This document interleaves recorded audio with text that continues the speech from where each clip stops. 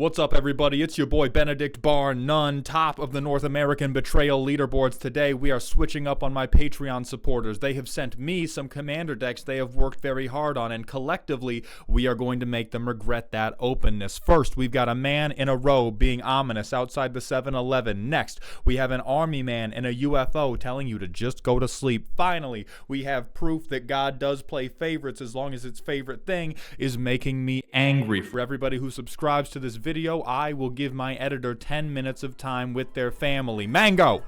Do not get any ideas.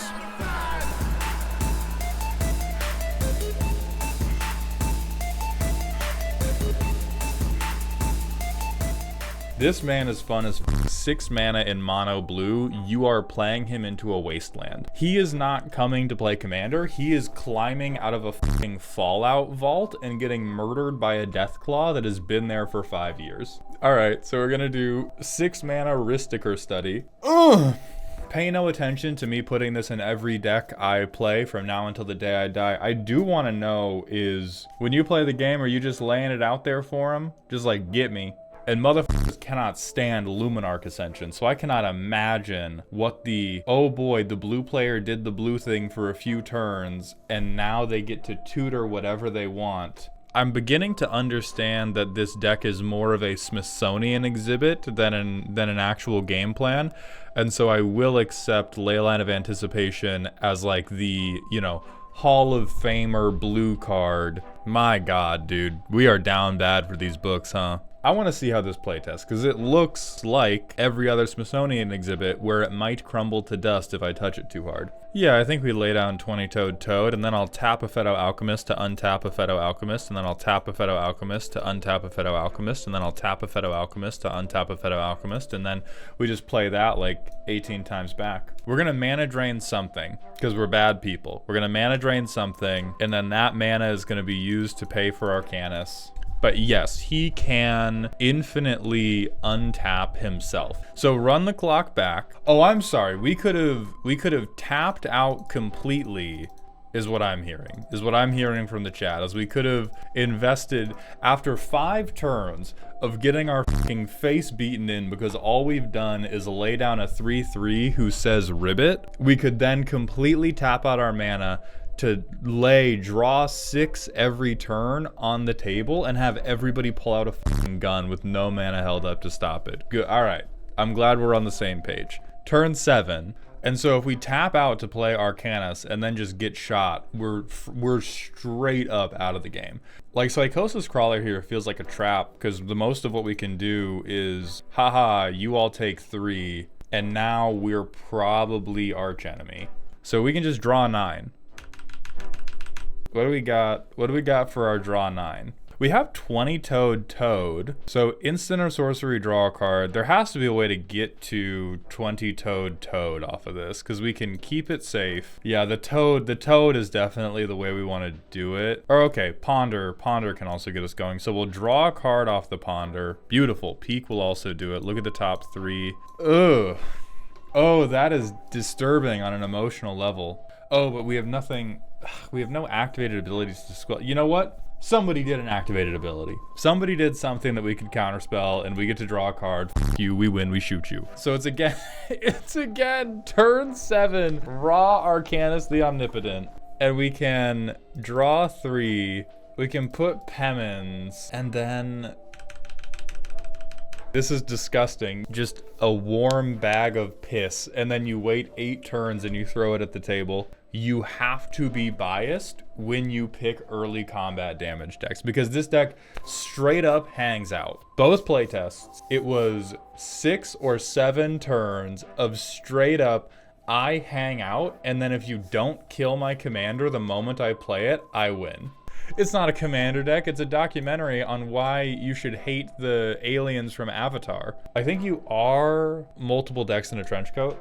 I think there's other stuff wrong with you for sure. I don't want to imply that this is the only thing you need to seek therapy for, but I think the biggest disconnect on the deck is that its only premise is blue, bottom beat out bottom beat 'em. But none of this tomfoolery would be possible without my patrons, so let's wish a warm Yugi's blessings to Christian B, Ryan A, Adam S, aka A Sauce for those in the know, Oberos the Overlord, Crimson Viper, Kyler Pyler, Derek H, Ilaren, Bradley T, Solar Movie, Score, Biggest Dickus, Zelenor, Ico, Kyle, Phelan, Jess H, Beta Dog 2064. I know that's not your name, but it's a branding issue, my man. I'm sorry. Oath, Boxy, in a box, Dad, Out for Milk, Bolus Brigade, Troper 37, Believe, Bo, Zach G, Talamar Von Geist, Beefcake, and Silky Wilkie. Thank you all, and enjoy the video. I built this deck from a pre-con, decided to try and keep the original Spirits sub-theme as best I could while still being in an effective Rhoda / Timin deck. Troper and I realized we basically had the same deck, so the plan is to have them roasted back to back, but this'll do. Horrifying. Ever get that feeling of deja vu? Total claw rating of 18 snips out of 25. See the tags? Okay.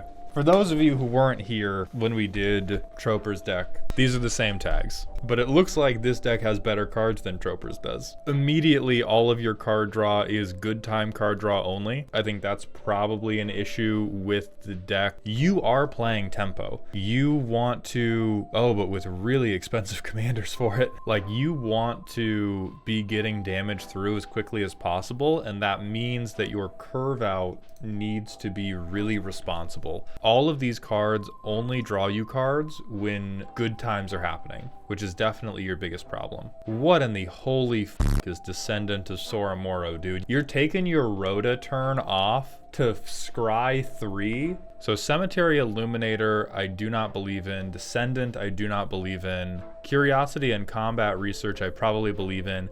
But we need more, and we need more card draw that does not require the game to already be going our way. Spirits as a creature type fall into the same trap that many of the less loved creature types in Magic fall into, which is their only game plan is, I play 4, they all buff each other, now I get to kill you. Dad said it's my turn with that card. Will Break, yeah, this is good. This is pretty decent because you have so many I stick my finger in your mouth and tap your card down. Here, I think, is an underrated part of the mana curve when we talk about a deck that really cares about tempo. Is your curve clogged when you want to be playing your commander? And I would say 12 other spells that are competing with the first commander you want to play is pretty clogged. Fifth of our deck wants to interfere with our curve out when the curve out is playing our commanders. So I guess the question is, what is the purpose of holding heavily to the Spirits game plan?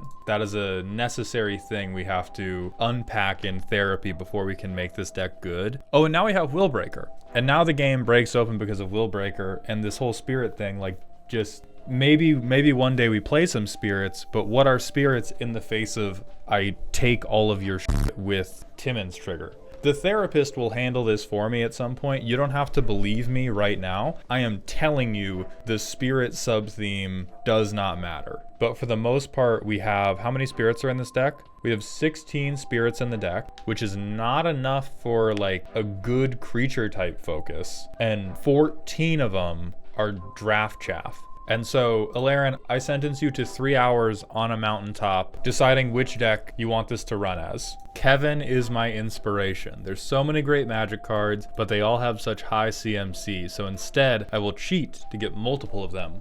Edits to the deck may include more big splashy spells and or more reliable ways to commence cheating. Are you sure none of them can be a class on balancing a checkbook? Can any of the edits to the deck include enrolling you on a course in basic economic theory? Blue trauma response. If a creature spell you cast this turn was countered, you can play 0 rather than pay its cost. Look at the top 7 cards of your library and just get a creature.